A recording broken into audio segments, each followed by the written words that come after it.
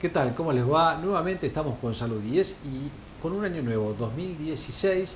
Espero que hayan pasado muy lindas sus fiestas y que este año les espere con realmente muchas cosas buenas, muchas cosas lindas y fundamentalmente lo que nosotros proponemos, que es con buena salud. ¿No, Exacto, Marcela? hacer prevención en este programa que seguiremos durante todo el año y que bueno, esperamos que realmente todos podamos encontrar lo que buscamos Exactamente. en la vida, felicidad y bienestar. Hemos dejado a toda la gente que entrevistamos un poco de descanso durante el mes de enero, pero vamos a repasar notas que realizamos durante el año y en este programa hemos tomado 4 notas para que ustedes puedan revisarlas, aquellos que no las pudieron ver en su momento. Una es con Diego Ladaga, que es kinesiólogo, que habló sobre vértigo, que estuvo muy lindo, muy interesante y si no la vieron, por favor, no se la pierdan porque está muy, muy bonito. Exacto, también estuvimos por Tapalqué recordando la nota con la doctora Julio Ojeda, con algo que realmente a veces hacemos hincapié en las mujeres, pero esto era el control y prevención en los hombres. Que realmente desde que dejamos la pediatría hasta los 50 años no nos hacemos muchos controles, Exacto. mientras que ustedes realmente Las son mujeres más... estamos mucho más Sí, sí, atentas a los eso controles. está muy bueno. Bueno, usted, Marcela, también va a hablar de un tema del cuidado de la salud. El cuidado de la sal, porque aprovechamos y les vamos a mostrar la nota que hicimos con el doctor Edgardo Capelli hablando de hipertensión. Exactamente. Así Que en que, esta época comen todos con sal, venimos de las fiestas, de los festejos y de pronto los hipertensos creen que el corazón sabe que estamos en Año Nuevo. y hay que cuidarse porque hay muchísimos alimentos que tienen Exactamente. sal. Escúchenla porque realmente hay muchos alimentos que uno no sabe o bebidas que tienen sal y que, bueno, lo tenemos que tener en Exactamente. cuenta. Bueno, vamos al primer programa de enero del 2016.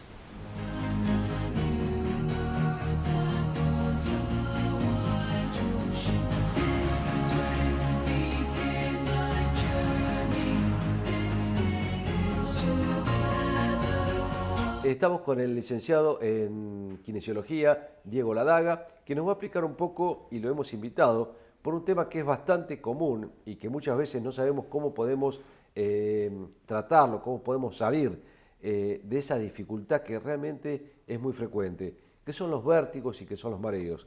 Y por eso, Diego, muchas gracias hoy por estar con nosotros. No, gracias a vos. Y te queremos preguntar un poco que nos definas qué son mareos, qué son vértigos, y después te voy a preguntar a ver cómo lo podemos tratar, ¿no? Bueno, en primera instancia vamos a definir lo que es el vértigo.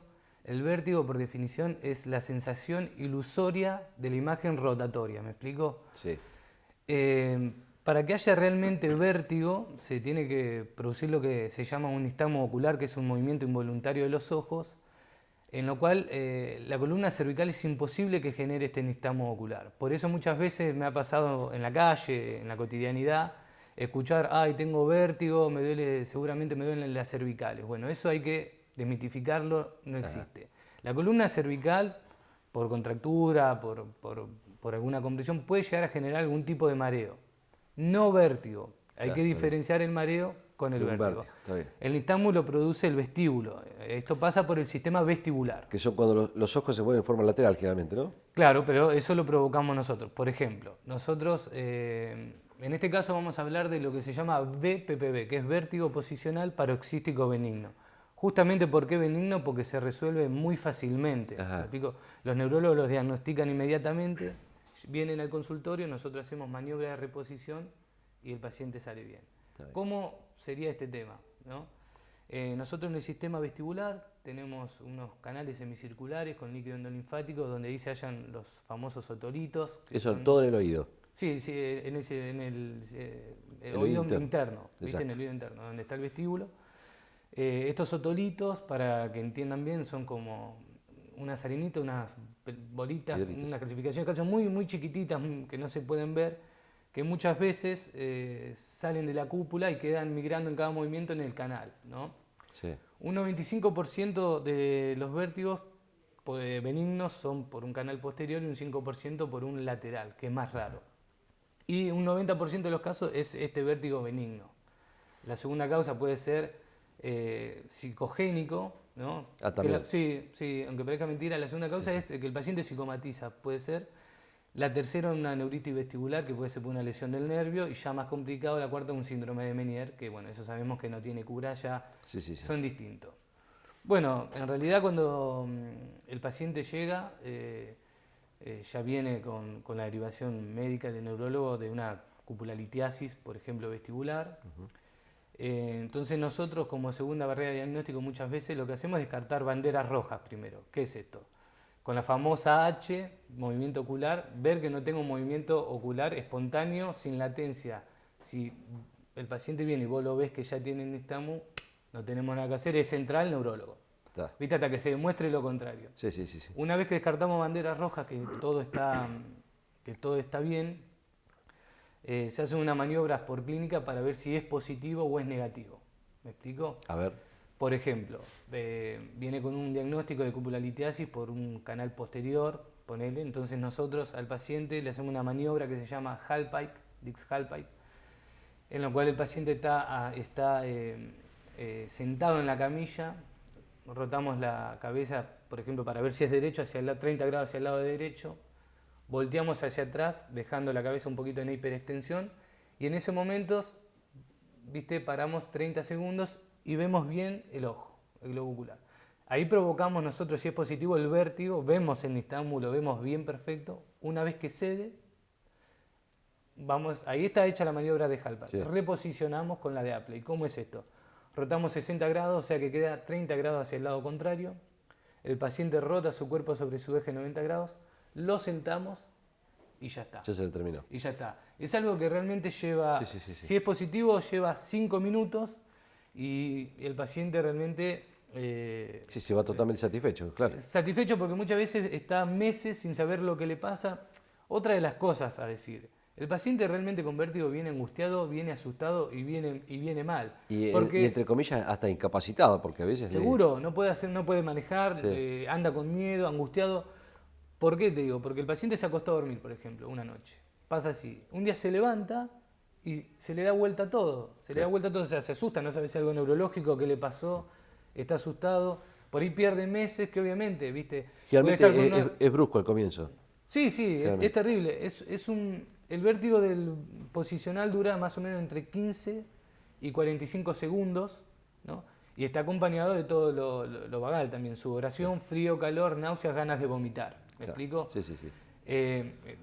Con esto, ahora en los últimos años se ha conocido mucho más esto, del BPP está más palpable, Sí. ya se conoce mucho más, y los kinesiólogos se están formando mucho más en estas reposiciones de otolitos para resolverlo. Y bueno, y realmente... Lo que decís es que lo bueno y lo más eficaz que tiene un tratamiento rápido, seguro es inmediato. Claro. Después le das algunas pautas a seguir, como que no duerma esa noche 45 grados, que no tome café, que no haga movimientos bruscos, y en 48 horas se ve, por lo general... un resultado eficaz. Sí, como era antes, ¿viste? Está bien. Puede ser que tenga alguna recidiva, por supuesto, en un mes, nunca más, o en 6 meses. No se sabe, puede tener recidivas. Bueno, esto escuchó a Diego, si usted tiene un vértigo, por supuesto primero consulte a su neurólogo y el neurólogo le va a decir si realmente es un vértigo posicional o un vértigo por osteolitos y lo va a mandar a un kinesiólogo para que con una maniobra bastante simple, sencilla, que tiene que ser hecha por supuesto con un especialista, le van a resolver el problema con una eficacia casi del 100%. Sí, inmediata. Sí, también puede pasar que nosotros hacemos la maniobra, nos dé negativo, probamos 2 o 3 veces para no agotar el circuito, Exacto. no vemos nistagmo, no vemos algo que nos diga que realmente es BPPV, probamos con otra maniobra, por ejemplo con la de Pagnini o Appiani, para ver si es un lateral, que es mucho más raro, Sí. o que un otolito quede pegado a la cúpula. Nosotros probamos, si se da negativo, vuelve de vuelta al clínico, al neurólogo, para estudios complementarios, ¿me explico? Está bien. Diego, te hago una pregunta corta. ¿Y la diferencia con mareos? Y es un mundo aparte, son 2 cosas diferentes. El mareo, viste, te puede generar algún tipo de inestabilidad, de ataxia, Ajá. pero es más corto, por ahí no está acompañado de lo vagal y con otro tipo de técnicas. Es para otro kinésicas. Es para otro día, Es para tal otro cual. día. Está bien, El está bien. vértigo es distinto, por eso te digo. Muchas veces pasa que llegan y te dicen, tengo vértigo, vengo, y ya ves que viene con una sonrisa y bien, y vos ya sabés que por ahí no puede ser, por Claro, ahí, claro. ¿viste? Porque realmente el paciente la pasa muy mal. Diego, bueno, te agradecemos mucho. Sabemos que vos trabajás en el hospital, pero también Ajá. hacés atención domiciliaria, Sí, ¿verdad? mucha atención domiciliaria. Vamos a poner ahora tu teléfono para Bueno. aquella gente que esté interesada en Bueno, poder Regio. contactarte, que lo haga a través del teléfono que colocamos. Bueno. Diego, muchas gracias por estar con nosotros Bueno, en muchas Iniciando gracias a 10. vos. Gracias a vos por invitarme. Por favor.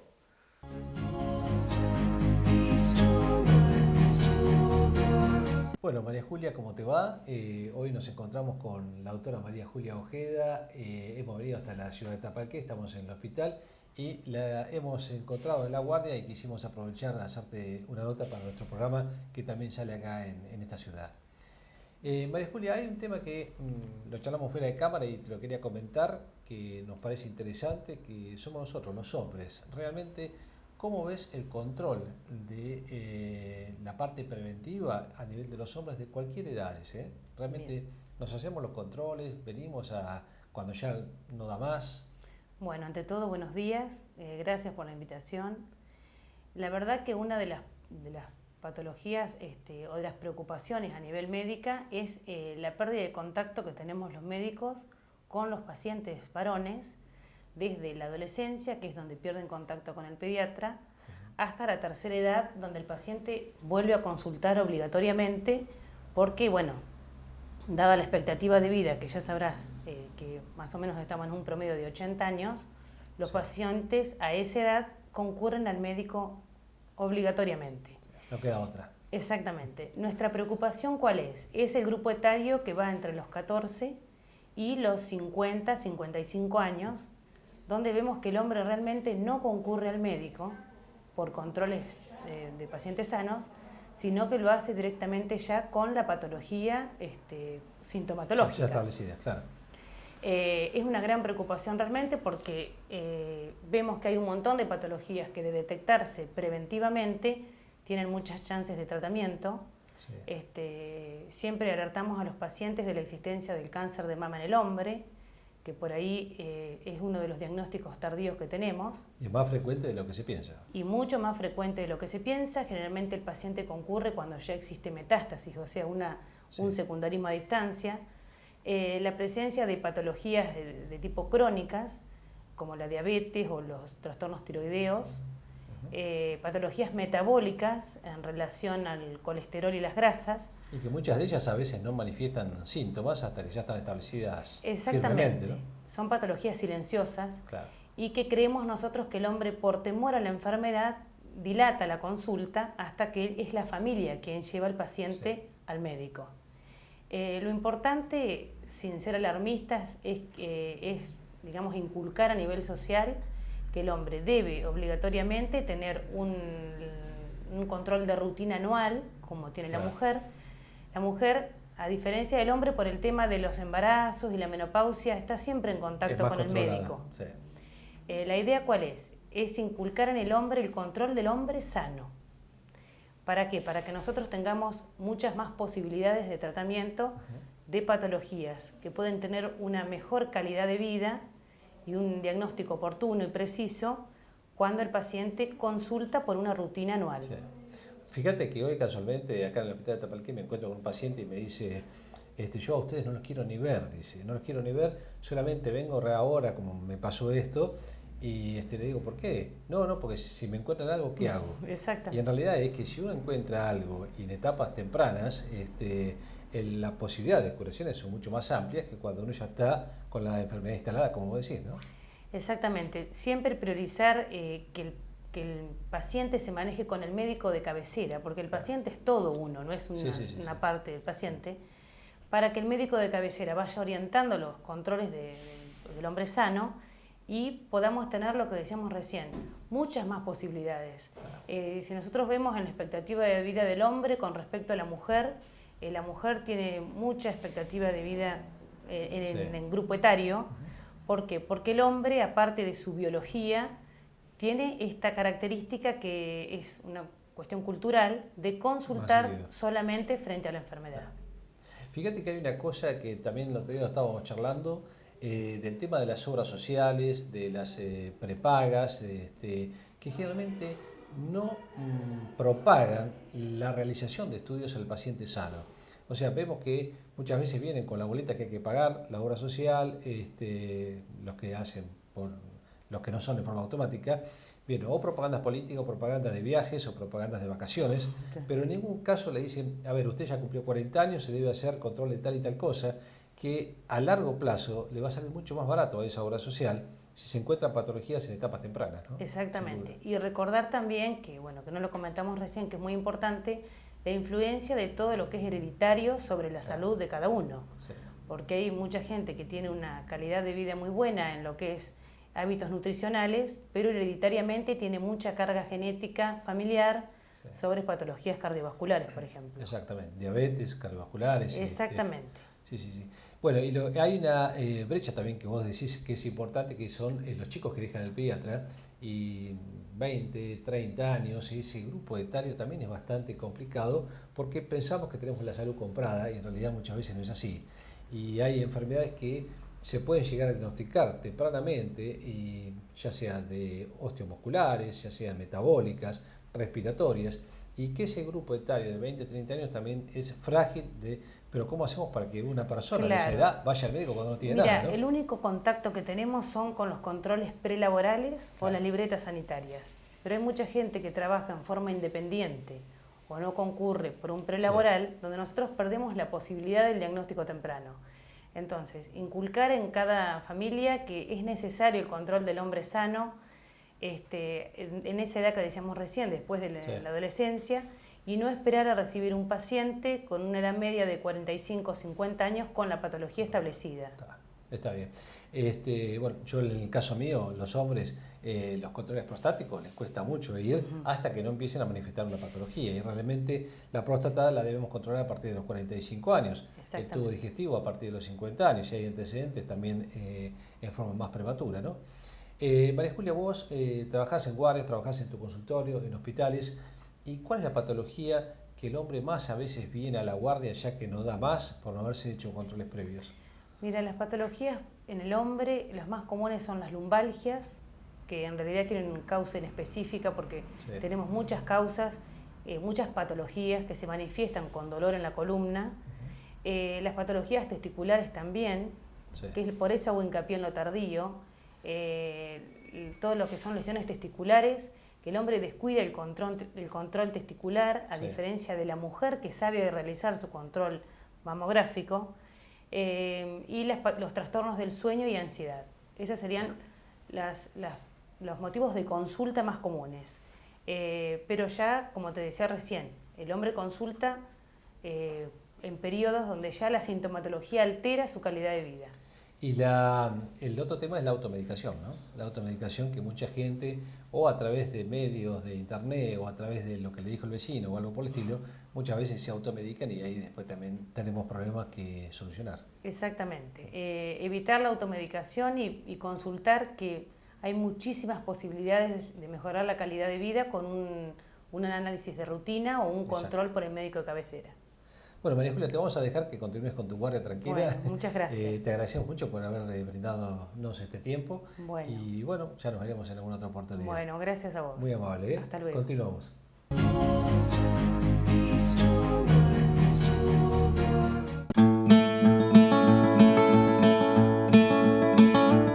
Hola, buenas noches.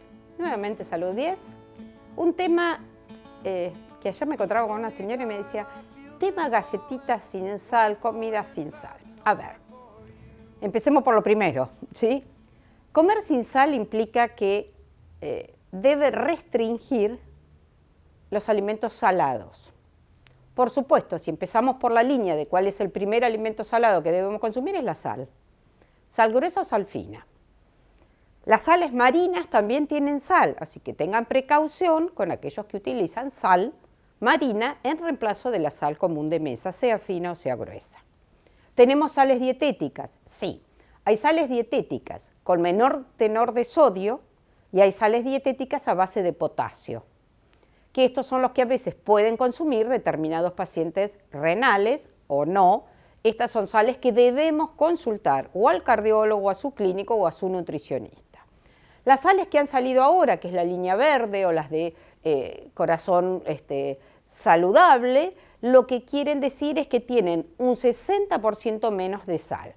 Y eso es una ventaja. No nos estamos pasando una sal con un sodio diferente, sino que a menor cantidad. Por más que yo incorpore mucha cantidad del hecho de agregarle sal, le estoy agregando un 60% menos. Y a veces es un buen dato. O sea, si voy a hacer el robito de consumir sal, por lo menos elijo una sal dietética o una sal con menos sodio.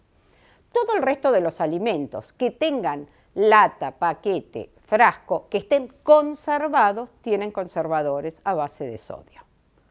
Montones de, si uno mira, tienen diferentes números, a veces los conservadores o aditivos, pero todos tienen sal porque a veces son a base de sodio. Ustedes recuerden que en épocas ancestrales el sodio, los curados de las carnes para conservar se hacían con sal, ¿sí? Entonces, el charquitos, estos que se envolvían en sal para conservar. Por lo tanto, todos los conservadores industriales tienen sal. Entonces, ojo con los hipertensos.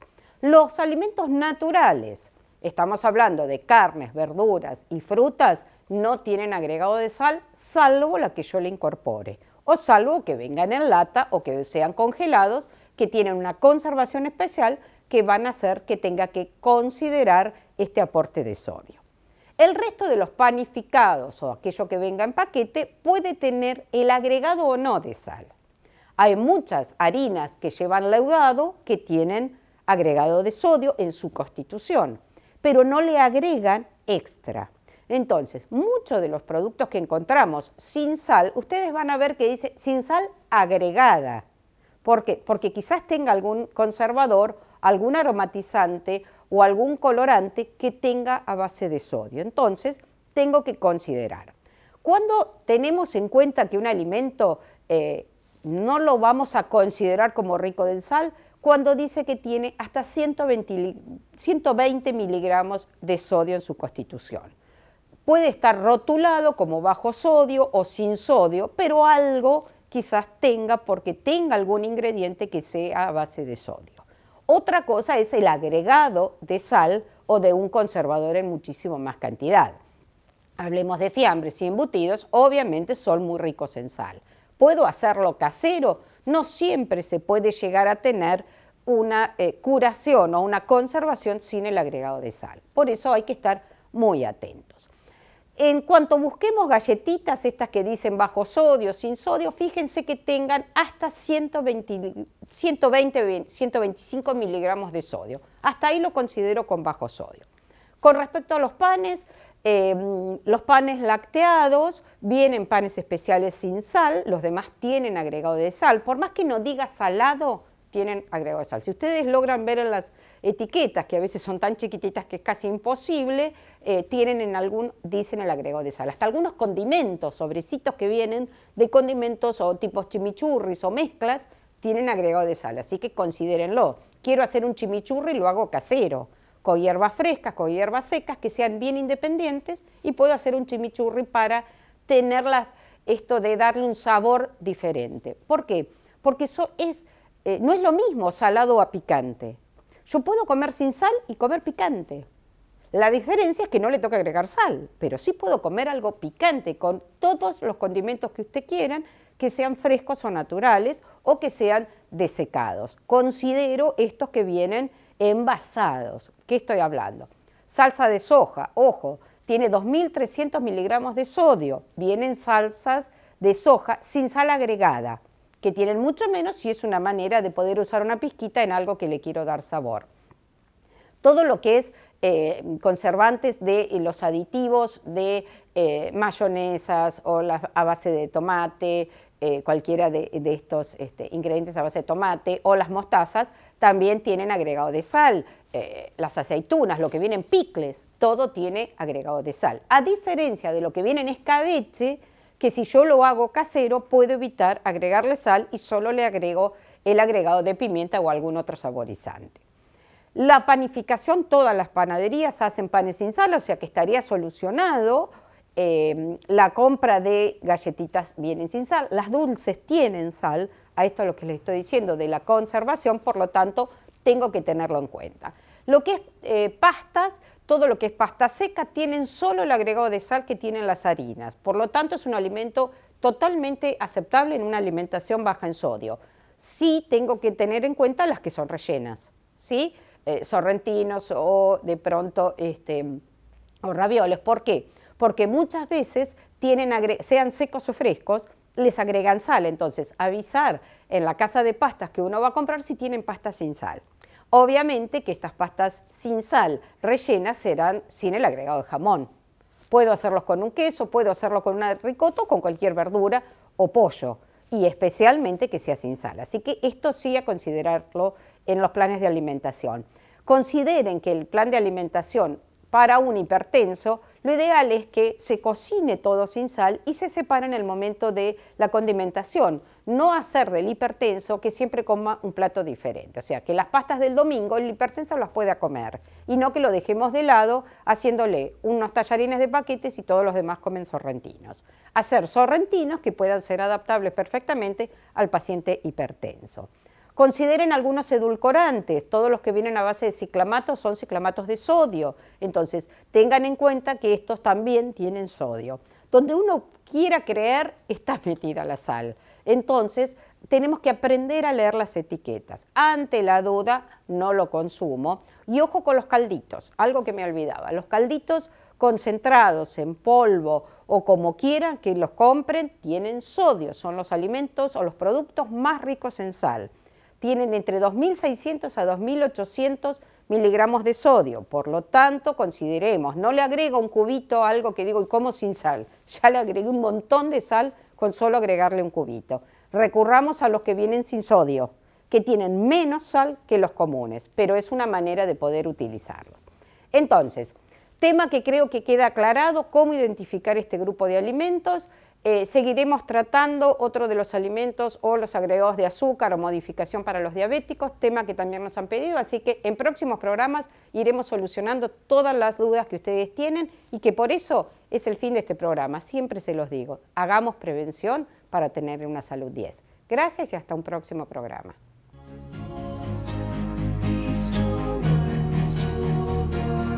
Hoy tenemos en nuestros estudios al doctor Edgardo Capelli y vamos a hablar de un tema que es la hipertensión, que realmente, ¿quién no ha escuchado hablar de hipertensión? Y a veces uno dice, ¿tendré presión alta, tendré presión baja? ¿Cómo me doy cuenta de tener presión? ¿Cómo hago el diagnóstico de presión alta? ¿Qué es lo que tengo que comer? ¿Qué es lo que no tengo que comer? Hay muchos mitos, hay muchas realidades y realmente... ¿quién mejor que nos puede explicar el tema de hipertensión que el doctor Edgardo Capelli?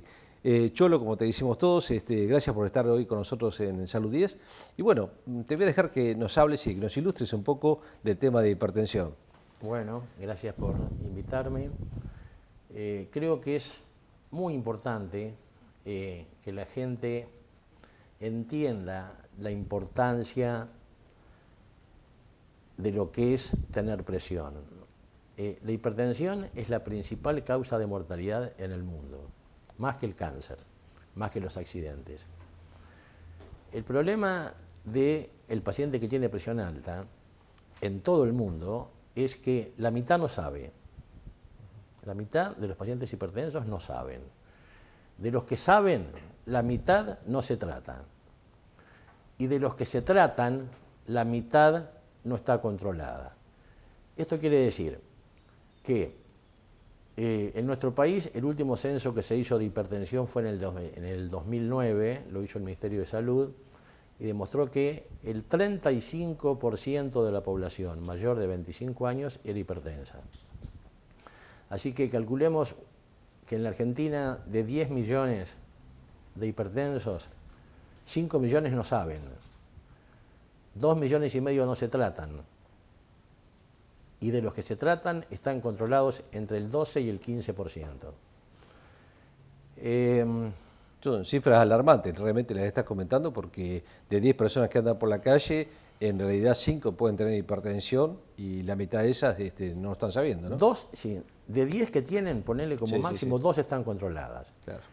El tema de la presión es que como no da síntomas, como es una enfermedad que no da síntomas, a la gente le cuesta muchísimo incorporar el concepto de que hay que hacer tratamiento en forma sostenida.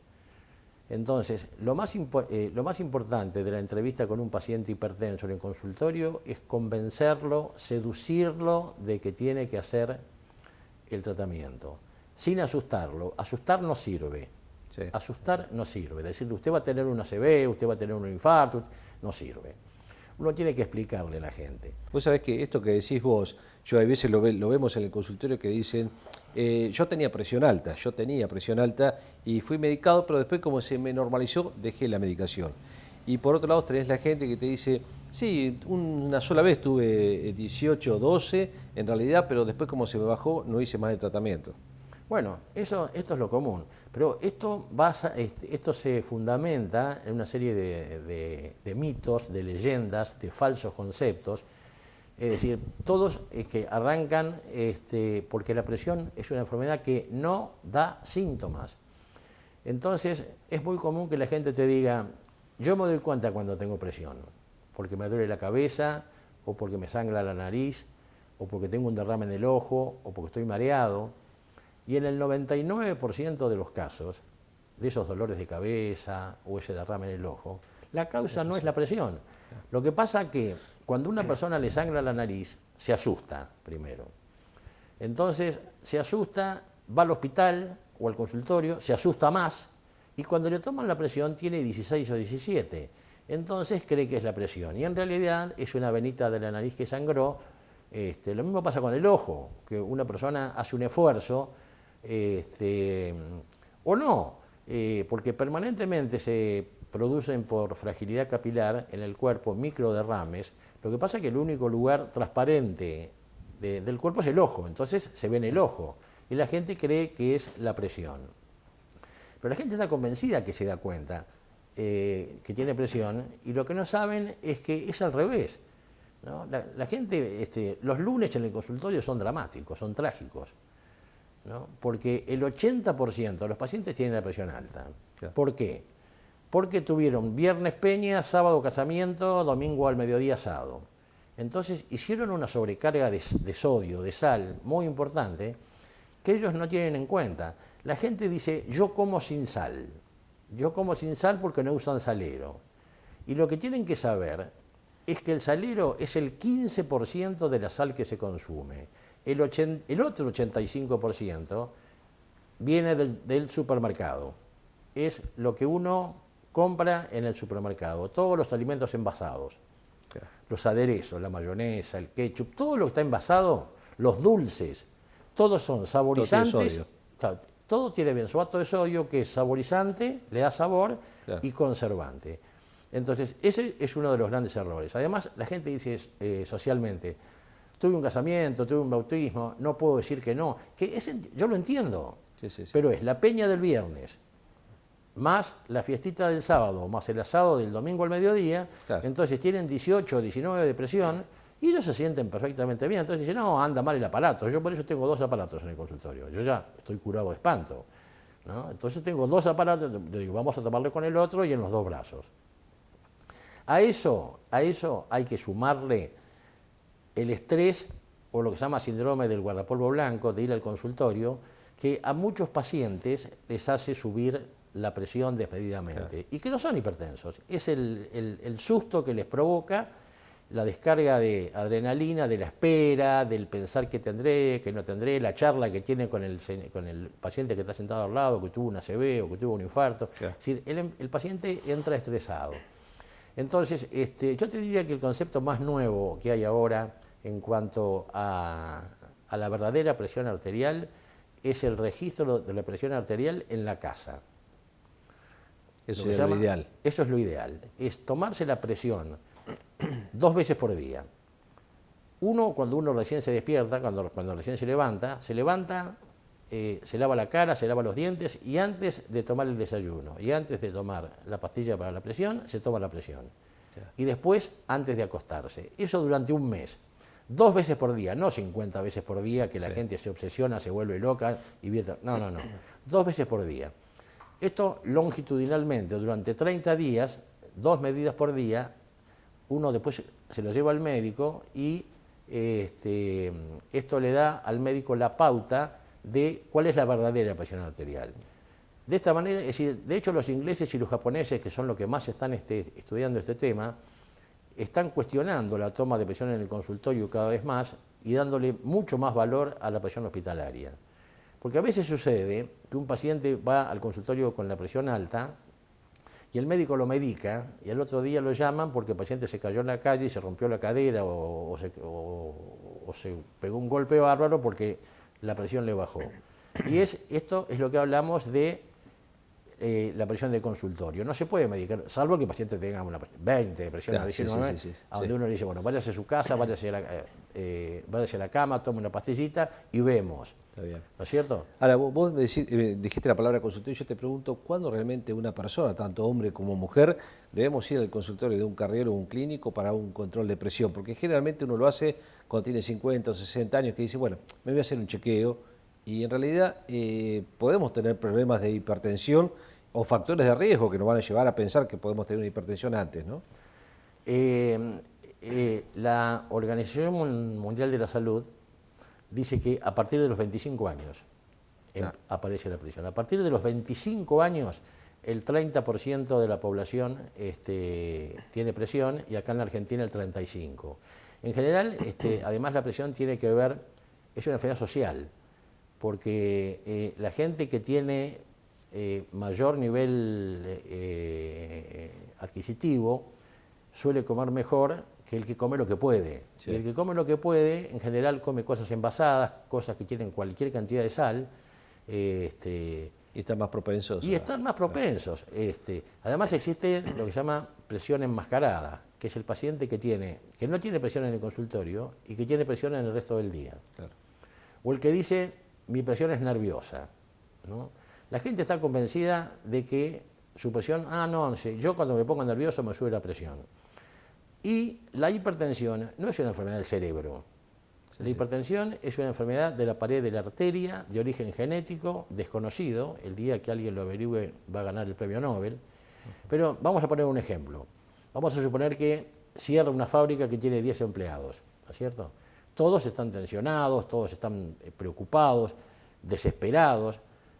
Si la hipertensión fuera de origen nervioso, los 10 tendrían la presión alta.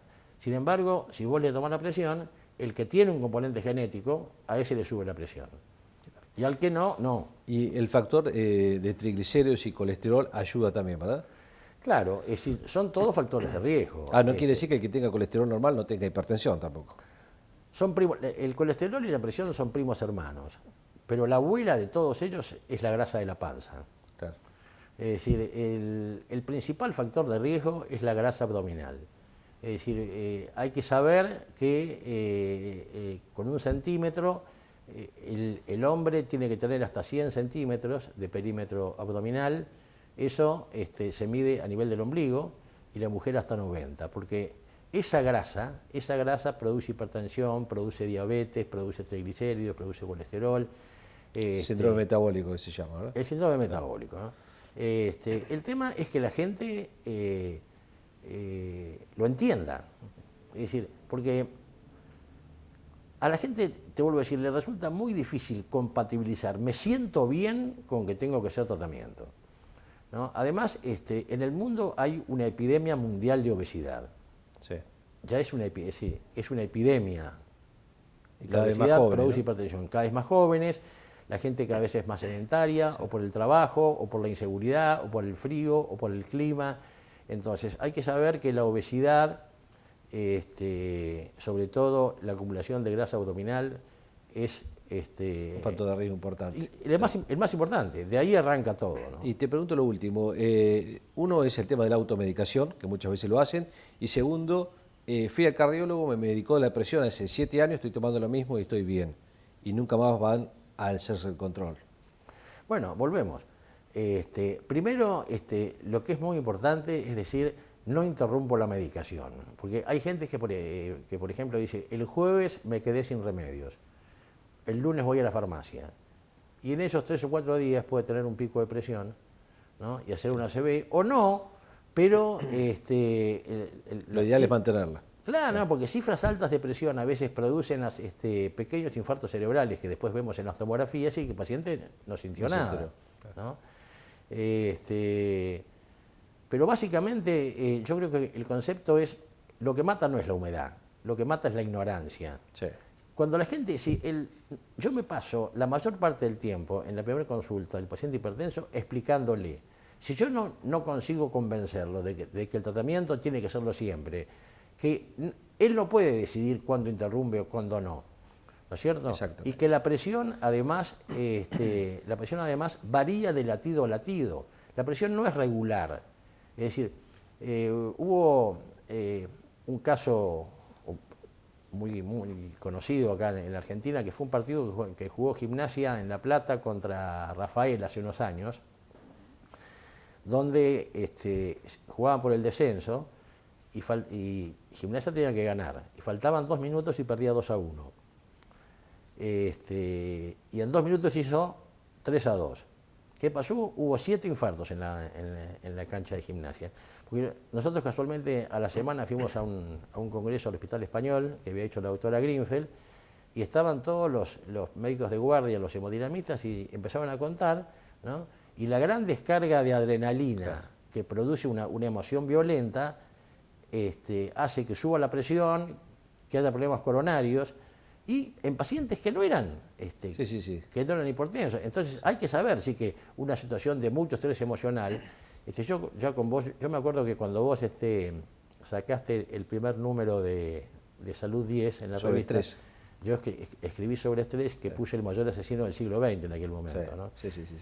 Bueno, y esto hoy en día, que vivimos en esta ciudad, en esta civilización competitiva, agresiva, que la gente que hay una carrera infernal por lo material, hace que la gente esté con la adrenalina alta. Entonces la hipertensión, en vez de bajar, sube. De hecho, se calcula que para el 2025 va a haber casi 50% de hipertensos, ¿no? Pero es por lo que te digo, es por la obesidad, es por el estrés y es por los malos hábitos alimentarios. Bueno, vamos a tratar de que con este programa les haya quedado claro, por lo menos a todos los que lo están viendo, de 2 o 3 parámetros, que ustedes mismos se tomen la presión en su casa, como dijo el doctor Capelli, después de lavarse los dientes, antes de desayunar y antes de irse a acostar, que con ese registro puedan ir al médico después de unos cuantos días o un mes de haberse hecho el registro, que solamente el salero es solamente el 15% o el 20% de la sal que usted consume, que el resto de los alimentos que usted compra en el supermercado tienen sal ya incorporada, siendo de los envasados, pasando por el pan, queso, embutidos, etcétera, y que se deben hacer los controles a partir de los 25 o 30 años de lo que es la presión arterial, porque es una enfermedad silenciosa y es la enfermedad del siglo XXI, ¿no? Sin duda, ¿no? Y estamos hablando de cifras bastante alarmantes que nos está explicando el doctor, que casi la mitad de la población, por no decir la mitad, podemos estar sufriendo de hipertensión arterial. 2 cosas. Primero, la hipertensión no es una enfermedad nerviosa. No tiene nada que ver con los nervios. Si bien cuando una persona se pone nerviosa, la presión un poco le sube, es una enfermedad de la pared de la arteria. Y segundo, la hipertensión no da síntomas.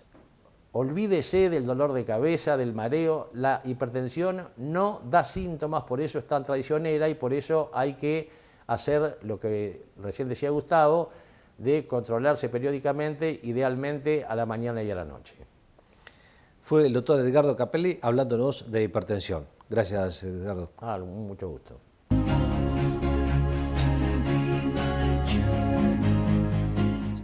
Bueno, llegamos al final del primer programa del año. Espero que les haya gustado.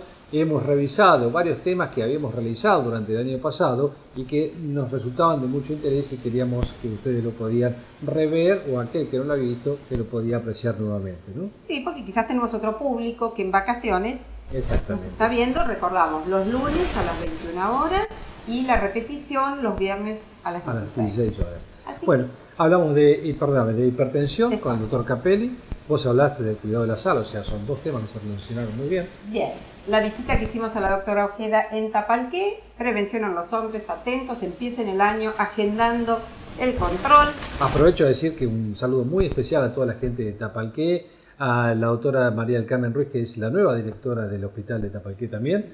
La felicitamos y bueno, ella tiene una labor hospitalaria muy muy importante, así que un saludo. Están en buenas manos. Exactamente. Seguro. Y después la nota que hicimos con el licenciado en Kinesiología Diego Ladaga sobre vértigo, que a veces confundimos esto de lo postural, de las contracturas, y de pronto nos ayudó mucho a descubrir las maniobras que se deben hacer para ver si es vértigo o no. Bueno, nos vamos y los vamos a dejar en muy pocos días con los Reyes que están por venir. Así que preparen los zapatitos, el agua y el pastito para los pobres camellos que deben venir hambrientos con todos estos calores que han pasado. Y podemos dejar más de un par de zapatos. Porque es una buena idea. Sí, la verdad que sí. Nos vemos el lunes que viene entonces. Exactamente, en una semana nuevamente con San Luis.